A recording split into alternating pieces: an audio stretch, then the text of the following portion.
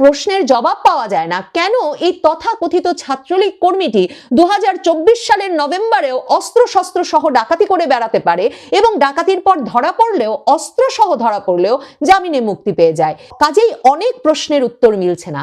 দেশকে কেউ অস্থিতিশীল করতে চাইছে তা নিশ্চিত। আশঙ্কার শতভাগ কারণ আছে যে ওসমান হাদিকে দিয়ে যে টার্গেট কিলিং প্রচেষ্টার শুরু হলো সেটা ওসমান হাদিকে দিয়েই হয়তো শেষ হবে না।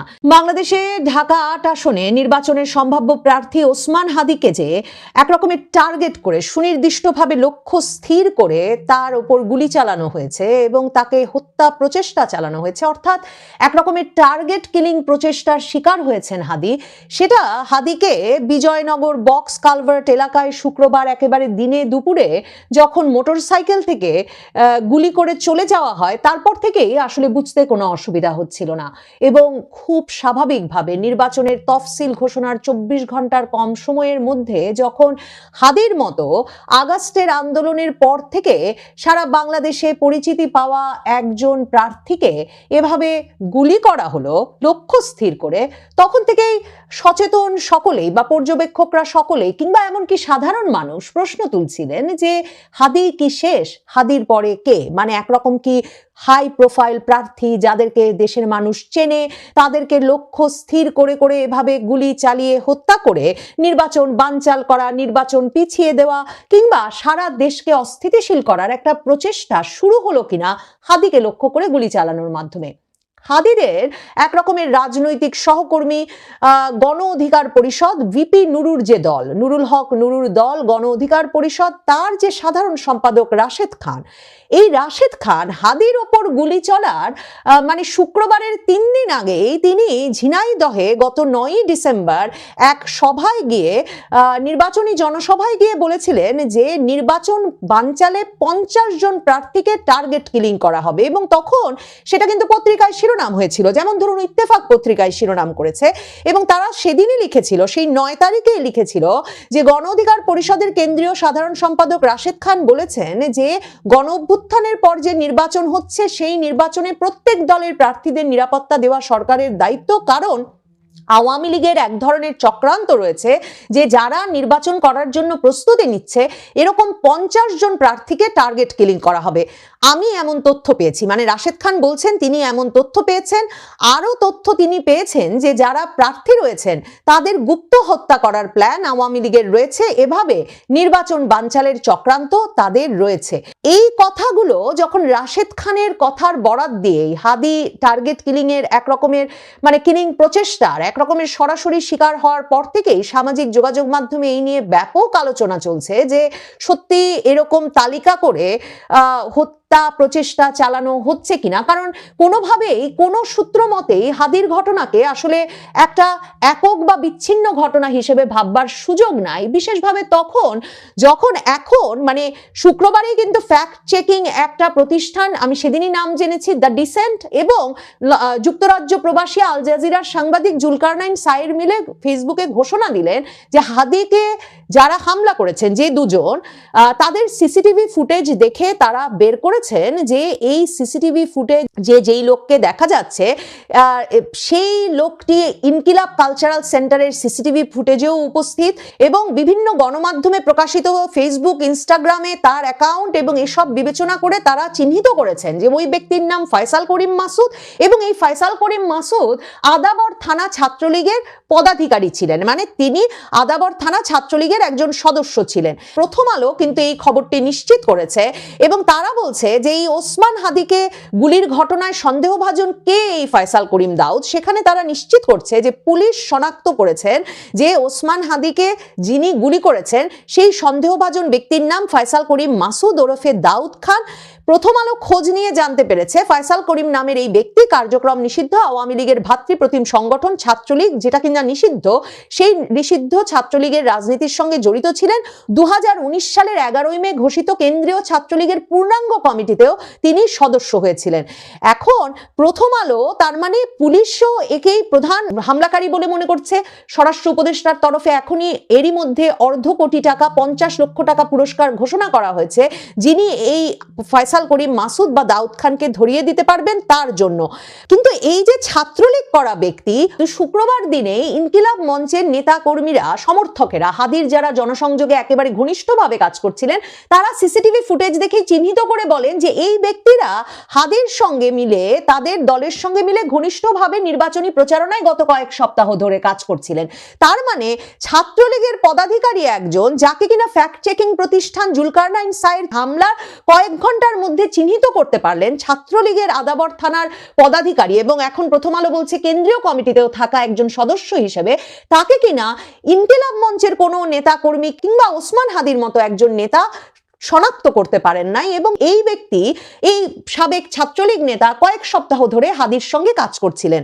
কাজেই এখন একটা পক্ষ প্রশ্ন তুলছেন যে এটা তো গুপ্ত রাজনীতির কৌশল, কাজে বুঝতে বাকি থাকে না এই ফয়সাল করিম মাসুদ আসলে ছাত্রলীগের মধ্যে থাকা কোন রাজনীতির অনুসারী ছিলেন। কিন্তু কৌতূহলোদ্দীপক ব্যাপার হচ্ছে যে এখন ছাত্র শিবির নেতা কেন্দ্রীয় সেক্রেটারি নুরুল ইসলাম সাদ্দাম নোয়াখালীর এক জনসভায় দাঁড়িয়ে শনিবার দিন উল্টো বলেছেন যে গুপ্ত বাহিনীর হামলার শিকার হয়েছেন ওসমান হাদি। মানে ছাত্র শিবিরই এখন বলছেন যে একটা গুপ্ত বাহিনী ওসমান হাদিকে হামলা করেছেন। এখন তাহলে তারা, ছাত্র শিবির, কাদেরকে গুপ্ত বাহিনী হিসেবে চিহ্নিত করে সে প্রশ্নটা করতেই হয়। কিন্তু যুক্তিসঙ্গত যে প্রশ্ন উঠে এসেছে এই প্রসঙ্গে প্রথম আলো তুলেছে এবং আমার দেশ পত্রিকাও এই খবরটি করছে যে কিভাবে পিস্তল সহ ধরা পড়ার পরেও এই ফয়সাল করিম মাসুদ, যাকে কিনা ছাত্রলীগ নেতা হিসেবে এখন চিহ্নিত করা হচ্ছে, তিনি 2024 সালের নভেম্বরে আদাবরের এক স্কুলে অস্ত্র শস্ত্র সহ ঢুকে 17 লাখ টাকা লুট এবং ডাকাতির চেষ্টা করেছিলেন এবং সে মামলায় প্রধান আসামি হিসেবে ফয়সাল করিম তখন কিন্তু র্যাবের হাতে অস্ত্র সহ গ্রেফতার হয়েছিলেন। কিন্তু মাত্র মাসখানেক থাকবার পরেই নাকি গ্রেফতার, তিনি জামিনে ছাড়া পেয়ে যান এবং এখন আমার দেশ বলছে পিস্তল সহ গ্রেফতারের 1 মাস পরেই জামিন পান হাদিকে গুলি করা ফয়সাল।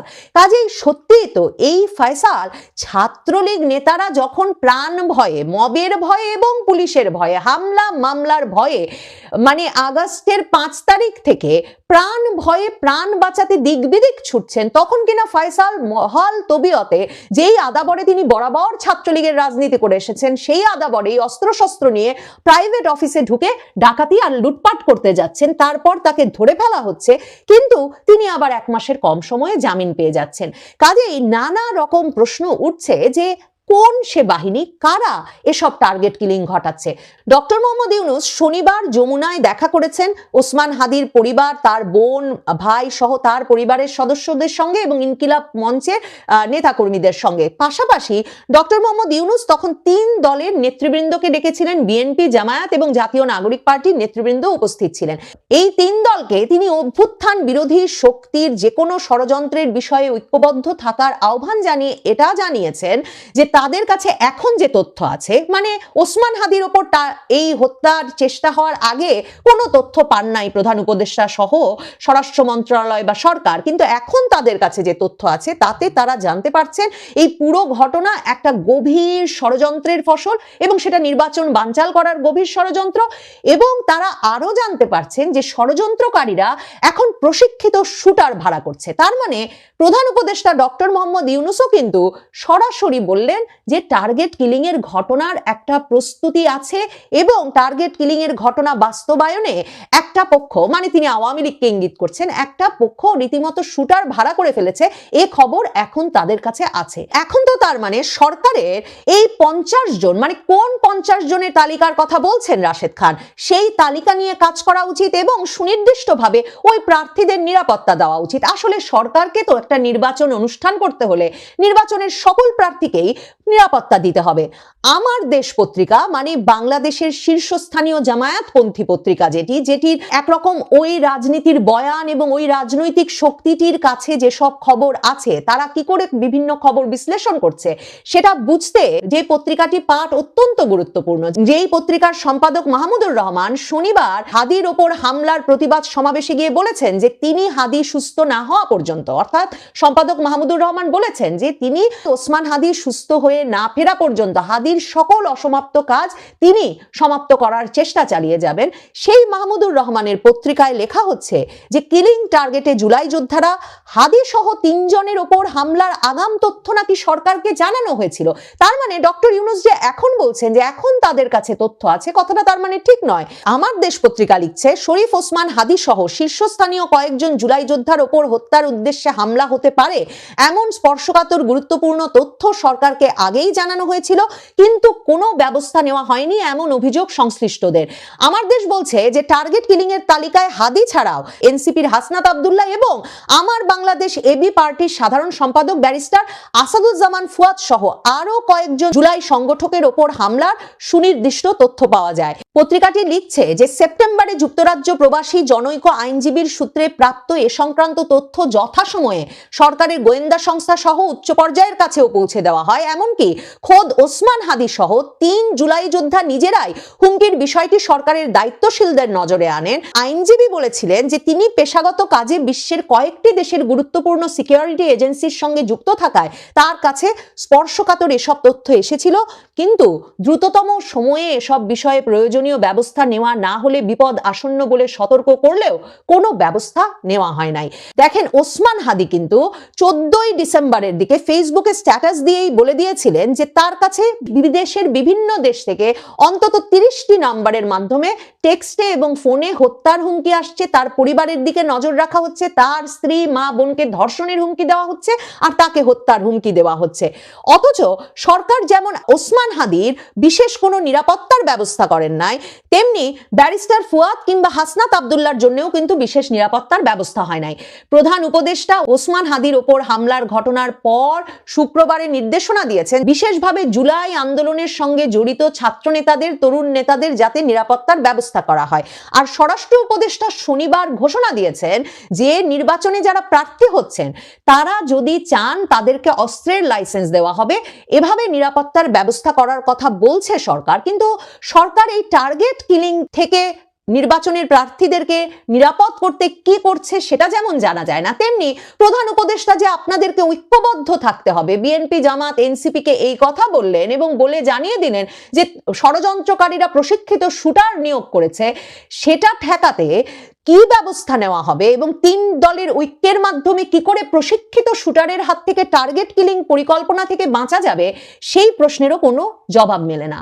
জবাব মেলে না যে প্রধান উপদেষ্টা, জাতীয় নাগরিক পার্টি, রাশেদ খান এরা ঢালাওভাবে আওয়ামী লীগকে দোষারোপ করতে চাইছেন বটে, কিন্তু ছাত্রলীগের যেই কর্মীটি ওসমান হাদির সঙ্গে মিলে তার নির্বাচনী প্রচারণায় জড়িত হয়ে পড়েছিলেন, তিনি এত বহাল তবিয়তে নিরাপদে কি করে ঘুরছিলেন? কেউ কেন তাকে চিহ্নিত করে পুলিশের হাতে সোপর্দ করলো না? ওসমান হাদি কেন তার সঙ্গে ঘনিষ্ঠভাবে নির্বাচনের প্রচার কাজ চালিয়ে যেতে রাজি হলেন? প্রশ্নের জবাব পাওয়া যায় না। কেন এই তথাকথিত ছাত্রলীগ কর্মীটি 2024 সালের নভেম্বরেও অস্ত্র শস্ত্র সহ ডাকাতি করে বেড়াতে পারে এবং ডাকাতির পর ধরা পড়লেও, অস্ত্র সহ ধরা পড়লেও জামিনে মুক্তি পেয়ে যায়? কাজেই অনেক প্রশ্নের উত্তর মিলছে না।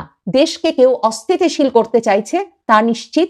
আশঙ্কার শতভাগ কারণ আছে যে ওসমান হাদিকে দিয়ে যে টার্গেট কিলিং প্রচেষ্টার শুরু হলো সেটা ওসমান হাদিকে দিয়েই হয়তো শেষ হবে না, কিন্তু গভীর ষড়যন্ত্রের পেছনে কারা আছে সেটা জানবার কৌতূহল থেকেই যাচ্ছে।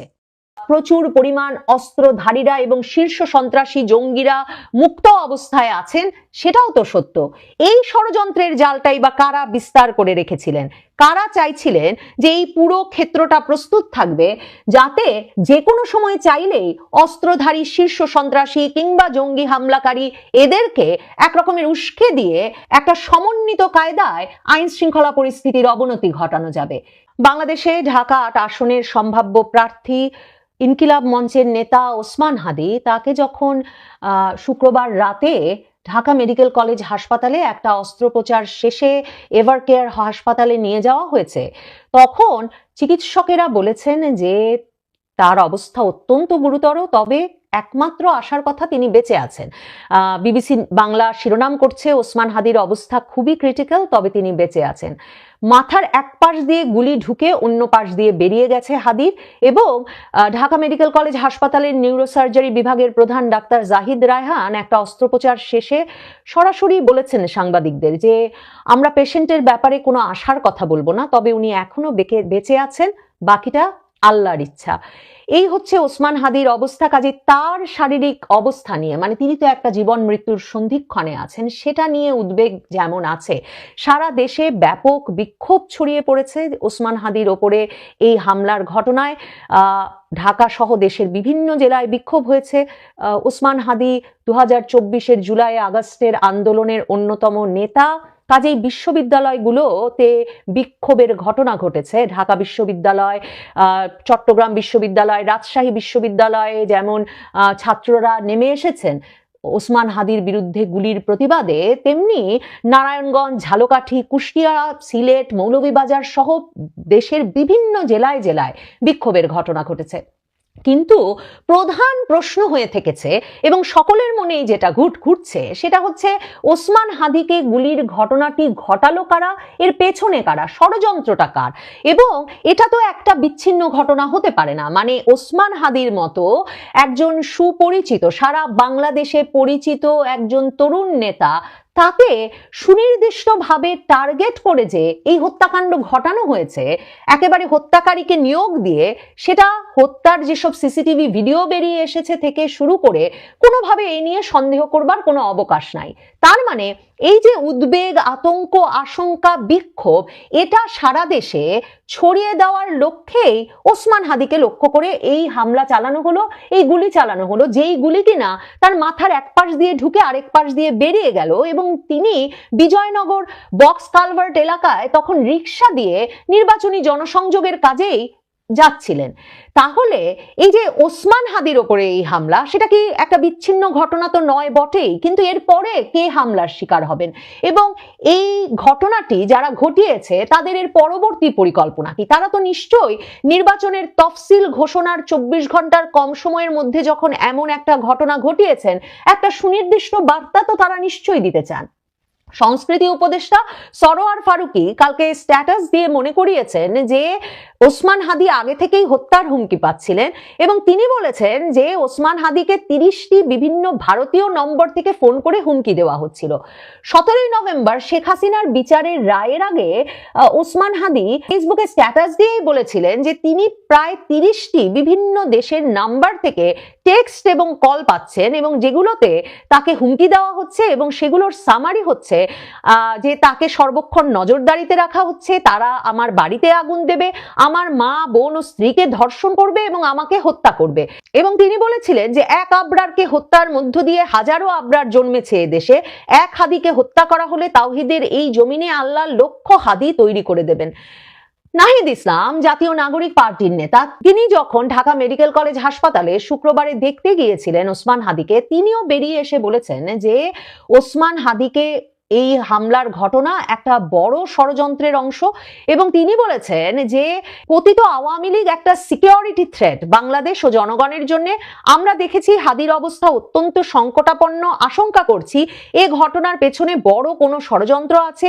এটা কোনো বিচ্ছিন্ন ঘটনা হিসেবে আমাদের মনে হচ্ছে না, এটা পুরো বাংলাদেশকে অস্থিতিশীল করার অপচেষ্টা। কিন্তু প্রশ্ন ওঠে যে আওয়ামী লীগ যদি সত্যি এরকম টার্গেট কিলিং করবার, মানে এত বড় একজন হাই প্রোফাইল নেতার টার্গেট কিলিং করবার এই পরিকল্পনা নিয়ে এগিয়ে সফল হতে পারে, এবং তারা যদি এই পরিকল্পনা বাস্তবায়নের মতো একটা অবস্থায় থাকে, তাহলে এতদিন 15 মাস ধরে সেরকম কোনো ঘটনা ঘটলো না কেন? মানে ওসমান হাদিরা বা জাতীয় নাগরিক পার্টির নেতৃবৃন্দ তারা তো খুব সাধারণের মধ্যে চলে ফিরে বেরিয়েছেন, তাহলে এ ধরনের ঘটনা কেন ঘটলো না বা কেন ঘটাতে পারলো না আওয়ামী লীগ, মানে এর আগে সে প্রশ্ন তুলতে হয়। কাজেই ষড়যন্ত্রটা আওয়ামী লীগেরই করা, এবং আওয়ামী লীগ হঠাৎ করেই এত শক্তিশালী হয়ে উঠেছে যে তারা ওসমান হাদি সহ দেশকে অস্থিতিশীল করার অপচেষ্টায় একটা বড় ষড়যন্ত্র বাস্তবায়ন করে ফেলবে, সেটা শুনতে মানে খুব মানে একরকমের একটা চটকদার হলেও বা বিশ্বাসযোগ্য হয়ে গেলেও এক দলের জন্য যারা সবকিছুতেই ফ্যাসিস্টের দোষ দেখেন, কিন্তু সেটাকে বিশ্বাসযোগ্য করা বা তাতে নিশ্চিন্ত হওয়া কিন্তু কঠিন। ওসমান হাদির ওপর এই হামলার ঘটনাটি কারা ঘটিয়েছে, সুনির্দিষ্টভাবে কোন ব্যক্তিরা, তা ধরতে মোটরসাইকেলে করে কোন দুইজন আরোহী এসে এত কাছ থেকে হাদিকে গুলি করে গেলেন, সেজন্য সিসিটিভি ফুটেজ সহ নানা রকম আলামত সংগ্রহের কাজ ব্যাপকভাবে চলছে। পুলিশ সাঁড়াশি অভিযান চালাচ্ছে এবং এরই মধ্যে জানা গেছে যে মোটরসাইকেলে করে আসা যে দুইজন, তারা সম্প্রতি ওসমান হাদির প্রচারণার টিমেও যোগ দিয়েছিল এবং ইনকিলাব মঞ্চের সদস্য মোহাম্মদ ওসামা জানিয়েছেন যে মোটরসাইকেল করে আসা দুজনের মধ্য থেকে একজন ওসমান হাদির ওপর গুলি চালায়। এই দুইজনই 2 সপ্তাহ আগে ওসমান হাদির প্রচারণার টিমে যোগ দিয়েছিল। মাঝখানে কিছুদিন তাদের দেখা যায়নি, কয়েকদিন আগে তারা আবার এসে প্রচারণার কাজে যোগ দেয়। ওসমান হাদির এই সহকর্মী মোহাম্মদ ওসামা তিনি জানাচ্ছেন এরা সবসময় মাস্ক পরেছিলেন এবং ওসমান হাদি যেহেতু সকলের সঙ্গেই খুব সহজ করে মিশতেন, কাজে তিনি ভেবেছেন তার ভক্ত হিসেবে এরা তার প্রচারণার টিমে যোগ দিতে এসেছেন এবং এই যে মাস্ক পরে থাকতেন তা নিয়ে তারা কোনো সন্দেহ প্রকাশ করেন নাই। মানে এই যে দলের ভেতরে মিশে গিয়ে আরেকটি দলের ওপর আক্রমণ করা এবং দলের ভেতরে মিশে থেকে ওসমান হাদি এবং তার সমর্থকদের সঙ্গে দলীয় প্রচারণা চালিয়ে যাওয়া একটা সময় ধরে এবং তারপর সেই ব্যক্তিদেরই মোটরসাইকেলে করে এসে ওসমান হাদির ওপর গুলি চালানো, সেটা একটা তো রাজনৈতিক কৌশলের ইঙ্গিত দেয়। অনেকেই সামাজিক যোগাযোগ মাধ্যমে তাই প্রশ্ন তুলছেন, এই যে দলের মধ্যে মিশে গিয়ে তারপর দলের জন্য ক্ষতিকর হয়ে ওঠা, মানে একটা গুপ্ত রাজনৈতিক কৌশল গ্রহণ করা, সেটা একটা বিশেষ দলের দিকে ইঙ্গিত করে কিনা সেই প্রশ্নও কিন্তু অনেকে তুলছেন। দেখেন, রাজপথে কিন্তু তরুণেরা নেমে এসেছেন ওসমান হাদির ওপর এই হামলার ঘটনায়। নাহিদ ইসলাম ঢাকা মেডিকেল কলেজের সামনে দাঁড়িয়ে বলেছেন এখন থেকে তারা রাজপথে থাকবেন যাতে ফ্যাসিবাদের থেকে কোনো রকম হুমকি এলেই তারা সেটা প্রতিরোধ করতে পারেন। আসিফ মাহমুদ সজীব ভুইয়া, যিনি দুদিন আগে উপদেষ্টার পদ ছেড়েছেন এবং এখনো কোনো দলে যোগদানের সিদ্ধান্ত নেননি বা ঘোষণা দেন নাই এবং স্বতন্ত্র হিসেবে ঢাকা 10 আসনে তিনি প্রতিদ্বন্দ্বিতা করবেন ঘোষণা দিয়েই শুক্রবার দিন বিজয় র্যালির ঘোষণা দিয়েছেন। আসিফ মাহমুদ সজীব ভুইয়ার সেই বিজয় র্যালিকে তিনি কিন্তু প্রতিবাদ মিছিলে পরিণত করেছেন এবং বিরাট প্রতিবাদ মিছিলে আসিফ মাহমুদ সজীব ভুইয়া নিজেই স্লোগান দিয়েছেন, হাদির গায়ে গুলি কেন, প্রশাসন জবাব চাই, লাগছে গুলি হাদির গায়ে, আমরা আছি লাখো ভাই। মানে ওই বিরাট প্রতিবাদ মিছিল যে হাদির এই গুলিবিদ্ধ হওয়ার ঘটনার পর আসিফ মাহমুদ করতে পারলেন তার আসনে, ঢাকা 10 আসনে প্রথম দিন নির্বাচনী প্রচারে নেমে, তাতে আবারও তিনি কিন্তু রাজপথে প্রতিষ্ঠিত হয়েছেন এবং 2024-এর জুলাই আগস্টের যে নেতা, একেবারে সম্মুখ সারির নেতা আসিফ মাহমুদ সজীব ভুইয়া, যিনি 15 মাস ধরে সরকারের থেকে ব্যাপক পরিমাণ সমালোচনার শিকার হয়েছিলেন এবং বড় বড় সব অভিযোগ আছে তার সম্পর্কে, সেই ব্যক্তি ওসমান হাদির ওপরে এই হামলার ঘটনার পর রাজপথে যেদিন এলেন সেদিনই বিরাট মিছিলের আয়োজন করলেন, কারণ তার মিছিলটি পরিণত হয়েছিল হাদির ওপর হামলার এক প্রতিবাদ মিছিলে। এই রাজপথের চেহারাটাতে একটা বড় পরিবর্তন আসবে হাদির ওপরে হামলার ঘটনার পর, সেটার ইঙ্গিত কিন্তু এই হামলার ঘটনার কয়েক ঘন্টার মধ্যেই সারা দেশে পরিষ্কার হয়েছে, যখন দেশ জুড়ে তরুণেরা রাজপথে নেমে এসেছেন বিক্ষোভ করতে এবং হাদির ওপর হামলার ঘটনার প্রতিবাদ করতে। তার মানে জাতীয় নাগরিক পার্টির জন্যও কিন্তু এই হামলার ঘটনাটি আবারও তাদেরকে বিক্ষোভে বলিয়ান হয়ে রাজপথে নামতে একরকমের সহযোগিতা করবে। বিএনপির মির্জা আব্বাস ঢাকা মেডিকেল কলেজ হাসপাতালে ওসমান হাদিকে দেখতে গেলে ওসমান হাদির সমর্থকেরা ভুয়া ভুয়া বলে তার দিকে তেড়ে যান। এরপরে তিনি একরকমের সেনাবাহিনীর নিরাপত্তায় ঢাকা মেডিকেল কলেজ হাসপাতালে ঢোকেন এবং তারপর গাড়িতে ঢুকে ফেরত আসেন। সাদিক কায়েম, যিনি কিনা ঢাকা 8 আসনে সম্ভাব্য প্রার্থী জামায়াতের, মানে জামায়াত যাকে প্রার্থী ঘোষণা করেছিল ডক্টর হেলাল উদ্দিন, তাকে সরিয়ে নিয়ে সম্ভবত এখন সাদিক কায়েমকে প্রার্থী করবে। গত 1 সপ্তাহ ধরে এই জোর গুঞ্জন আছে, সেই সাদিক কায়েম সরাসরি বিএনপির দিকে আঙুল তুলেছেন ওসমান হাদির গুলিবিদ্ধ হওয়ার ঘটনায়। তিনি ফেসবুক পোস্টে লিখেছেন হাদি গুলিবিদ্ধ হয়েছে এবং জনগণকে প্রস্তুত থাকার আহ্বান জানিয়েছেন যাতে তিনি চাঁদাবাজ এবং গ্যাংস্টারদের বিরুদ্ধে ঢাকা শহরে নতুন অভ্যুত্থানের নেতৃত্ব দিতে পারেন। তার মানে সাদিক কায়েম কিন্তু দোষী করছেন সেই দলকে, যে দলকে জামায়াতে ইসলামী চাঁদাবাজ হিসেবে অভিহিত করে। তার মানে যাদের উপরে হাদির সমর্থকেরাও বিক্ষুব্ধ, যে কারণে ঢাকা মেডিকেল কলেজ হাসপাতালে মির্জা আব্বাসকে দেখে তারা ভুয়া ভুয়া স্লোগান দিয়ে তেড়ে গিয়েছিল, সেই বিএনপির দিকেও তার মানে একটি পক্ষ কিন্তু আঙুল তুলছে। এই যখন অবস্থা, তখন ষড়যন্ত্রটা কার সেটা জানাটা সবচেয়ে গুরুত্বপূর্ণ হয়ে উঠেছে। মির্জা ফখরুল ইসলাম আলমগীর মনে করিয়েছেন যে ওসমান হাদির ওপরে হামলা বা গুলির ঘটনায় প্রথম গুলির ঘটনা নয়, নির্বাচনে একজন প্রার্থীর ওপরে নভেম্বরের শুরুর দিকে বিএনপি যখন তার মনোনয়ন ঘোষণা করেছে, তার পরের দিনই কিন্তু চট্টগ্রামের একটি আসনে তাদের মনোনীত প্রার্থীর সমাবেশে গুলি হয় এবং এক শীর্ষ সন্ত্রাসী নিহত হন। আর তাদের প্রার্থীও, বিএনপির প্রার্থীও গুলিবিদ্ধ হয়েছিলেন, যদিও সেই শীর্ষ সন্ত্রাসী সরোয়ারের সঙ্গে বিএনপির সেই প্রার্থীর একটা ঘনিষ্ঠ সম্পর্কের কথা তারপর পত্রপত্রিকায় বেরিয়ে আসে। কাজেই হাদির ঘটনা আর বিএনপির ঘটনা আলাদা, কিন্তু অস্ত্র আছে, গুলি আছে, প্রচুর পরিমাণ অস্ত্রধারীরা এবং শীর্ষ সন্ত্রাসী জঙ্গিরা মুক্ত অবস্থায় আছেন, সেটাও তো সত্য। এই ষড়যন্ত্রের জালটাই বা কারা বিস্তার করে রেখেছিলেন? কারা চাইছিলেন যে এই পুরো ক্ষেত্রটা প্রস্তুত থাকবে, যাতে যে কোনো সময় চাইলেই অস্ত্রধারী শীর্ষ সন্ত্রাসী কিংবা জঙ্গি হামলাকারী এদেরকে একরকমের উস্কে দিয়ে একটা সমন্বিত কায়দায় আইন শৃঙ্খলা পরিস্থিতির অবনতি ঘটানো যাবে?